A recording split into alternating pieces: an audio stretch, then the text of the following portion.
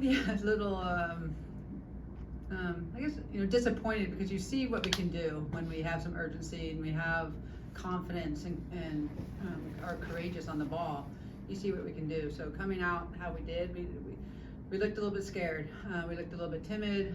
We weren't communicating and putting enough pressure on the ball and shifting well. And they come out buzzing. They're flying. That's what they do. And so it shouldn't have been a surprise. But as coaches, we gotta look at it and say like, how could we have prepared our team better?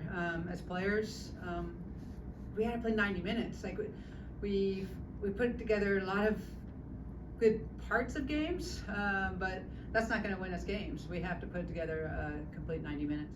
Overload wide, we talked about, how to, step to their outside back getting high with our outside back and then shifting behind. It just wasn't happening fast enough. Their speed of play seemed to catch us off guard, and that, again, and then defending across. Like we had 3 players in there to win a ball on a cross, and they get to it. We have to, just have a little bit more urgency in how we defend as well, with getting closer to the ball so you can make it predictable. You can tell, like when they defend us, they're all over us. When we defend, we're 2-3 yards off of them, and I think we're afraid to be beat on the dribble. So we just have to have that confidence of knowing, defending is a skill, and we actually worked on it a lot this week, and we'll keep working on it, about defending the dribble or getting out to put pressure on to then move your feet to drop off. That's it. Defenders have, no matter who you are, back line or anybody, you have to be a good defender in this league. You have to be. So we were lacking any bite or pressure on the ball, and they created overloads and exploited it. I actually said those words this week. I was like, we've had a great week of training. Starting going back to last Saturday, and I was like, I hope it translates. I said that, to our staff. I hope this translates. And it did for some of the game. It did. You can't give up 3 goals like that, and we almost clawed ourselves out of it. We almost got the 3rd goal, and that's, to us, that's now our challenge is how do we seem to be a second half team. That seems to be, we have to be a both half team, and so that's our challenge as a staff and as a team. Obviously, we're still missing players, but what I really liked is the players that came in. Some players got starts tonight that hadn't started. I think Abello coming in was fantastic, and so there's still a lot of positives that we're getting from this, and we know. And I told them, winning's a habit, so we have to get in the habit. But you create those habits every day of training. You don't just show up and we're just going to win the game. The habit comes from the week of training, and the mentality, and having that mindset, because it didn't look like we came out. It looked like we came out that game to not get scored on, and that's when you get scored on. Like you play not to lose. Well, that's when you lose. You have to play to win. You have to play to score goals. So we have to shift our mindset a little bit with that, and I think all the players are really mindful of that now. We've kind of come through it. We've seen some things. It's like, all right, let's get this, train it in the right direction, and have that over 90 minutes, because it's a tough mountain to climb when you go down 3 goals.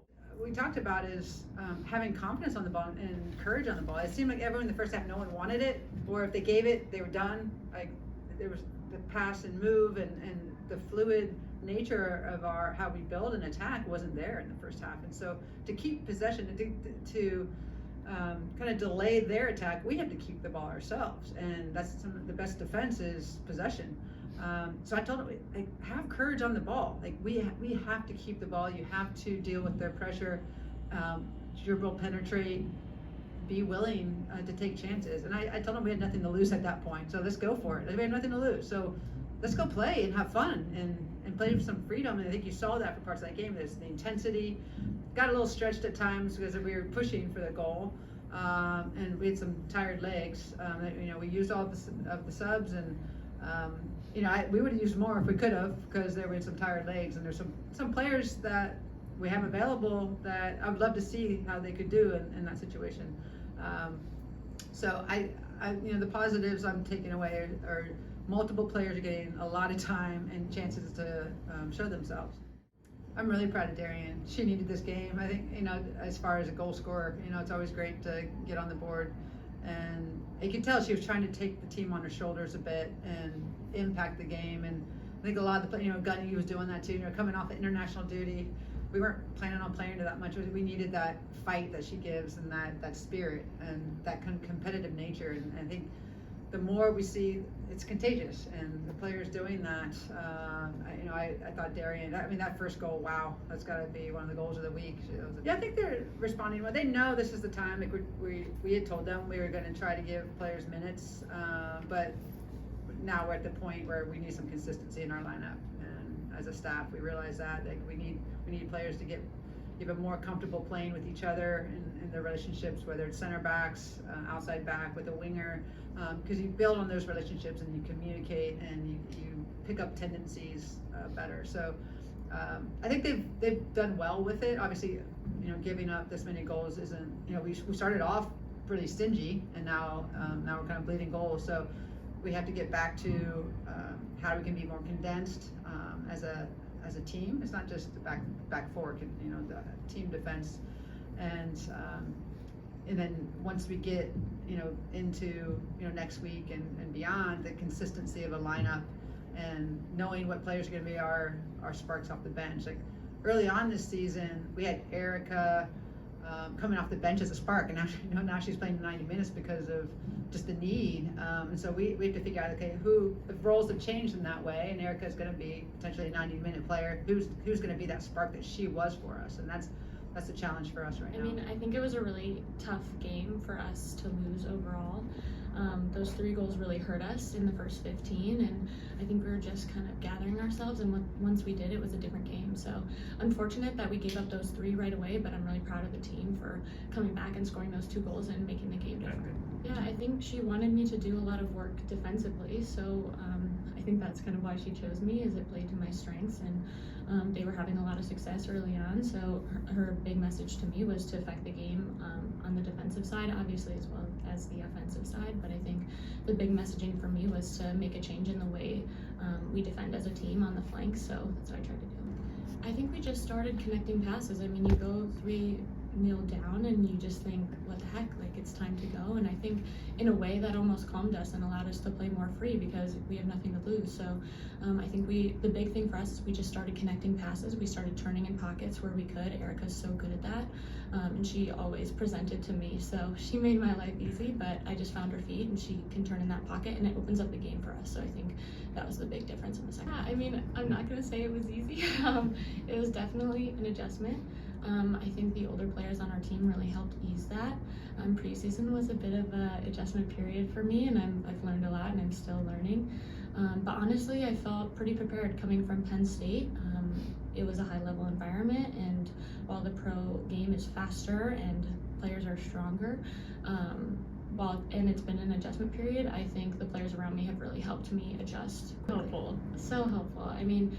The other young players on my team, the other Penn Staters in the league that I get to see after games, I think as a whole are just so encouraging. Like, we all know it's really challenging to be a rookie in this league. It's one of the top leagues in the world, and so I think there's this support system almost that the younger players have, and we have each other's backs, and we know it's hard, so it is so helpful to have those young players around. How do I feel it's a building block? Yeah, it is, right? And we're learning so much every game. We have a brand new team. Yes, it's young, but it's also new. We've brought in a bunch of new players, and so just game by game for us. But I think, like you said, 15-minute on, we were a different team. So I guess the next question is, how can we start the game like that and impact the game from minute 0? But again, it's a step in the right direction, I think, those last 75. Tonight, personally, I felt really good. We had a great week of training coming into the game, and kind of just rode off of my team's energy and our confidence, and just kind of had the mindset that I'm gonna freaking score today, and not I'm gonna shoot the ball as many times as I can. And it paid off, which is great. It's unfortunate we lost, but building blocks, we're getting there.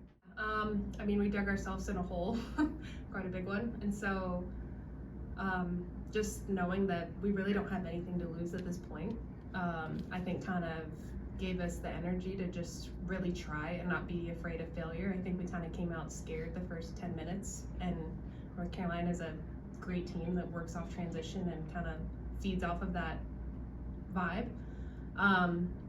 So yeah, I was just like, screw it. We got nothing to lose. Take your shot, shoot your shot. Let's be dangerous. And I'm glad the team kind of fed off of that. Hi, Darian. Tough loss, but congrats on your brace. Thank you.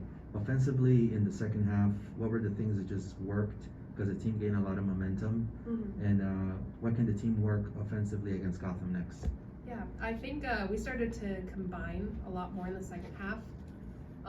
Across the front line, you know, bouncing with our 9 to our 10, then a through ball, getting in on crosses, reading second balls, and I think we just kind of had the mentality that we're going to get there first for everything, and even if it's a mistake, we're all going to have each other's back and work off of it. And that's really contagious, and I think we all picked up on that, and the subs that came on gave such good energy and fresh legs, and I think everyone was just like, had that same mentality, like, screw it, let's just hope everything's going to go in our favor and really just be on the front foot. So yeah, I really think our subs are what changed our game and our energy going into the second half. Great. That's been my goal. I work with a sports psychologist. Shout out to Dr. Andrews. He's amazing, but I kind of was visualizing like, that's why I'm on this team. That's why I was brought here. That's what I need to start doing is shoot or shoot. And that just gave me a lot of confidence, and everyone always says, you know, you get the one and then they start coming again. You just kind of find yourself in those dangerous positions, and that's how that second goal happened. So hopefully that opens the floodgates, not just for me, but for, you know, everyone on the team. I really enjoy playing off of Leah. She's, you know, kind of more of a classic 9. That's not my strongest position. And so it's nice to be able to bounce off of a forward. You know, they're going to just hold the ball up. And let us build into the middle third and attacking third. And, you know, I'm really happy she got some time and got a start here